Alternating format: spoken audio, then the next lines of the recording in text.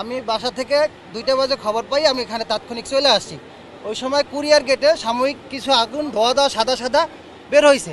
তখন 2 নম্বর গেটটা খোলা ছিল। ওইখান থেকে শনিবার দিন কিছু গার্মেন্টসের ফেব্রিক্স ডেলিভারি হয় ওইখানে 12টা পর্যন্ত।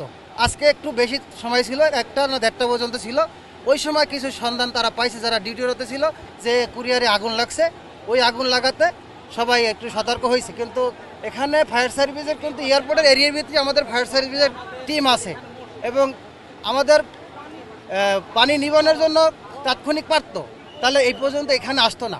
আমাদের ইনপুট আছে মিনিমাম 100 থেকে 150। আমাদের যেমন কয়েকটা ফার্মাসিউটিক্যালের নাম বলি, যেমন এরিস্টা ফার্মা, রেডিয়ান, স্কয়ার, ভ্যাক্সিমকো, তারপর এসএমসি, তারপরে এরিস্টা, আরও অনেক নোভাটিস, যেগুলো দামি দামি প্রোডাক্ট, যেগুলো আমাদের পণ্য ছিল ফিনিশ মেডিসিন, যেগুলো আমরা সরাসরি সেবন করতে পারি, এবং ফার্মাসিউটিক্যাল র মেটেরিয়াল যেগুলো দিয়ে ঔষধ তৈরি করা হয়, এবং স্পেয়ার পার্টস, এবং ফ্যাকো মেশিন, এমআরই মেশিন, এবং লেন্স, আমাদের যে লেন্স বসানো হয় চোখে, এই প্রোডাক্টগুলো আমাদের এদিকে ছিল। আমাদের হিউজ পরিমাণ প্রোডাক্ট এখানে ডেলিভারি নিতে পারিনি। ওদিনকে আমাদের বৃহস্পতিবার অনেকগুলো নিছি, কিন্তু অনেক শিপমেন্ট রয়ে গেছে। এখন এই খেসারত আমাদের ঘাড়ে পড়তেছে, কারণ আমাদের ইম্পোর্টার নাই মানে আমাদের মালিক নাই, সিএনএফ মালিক নাই মানে আমরা নাই।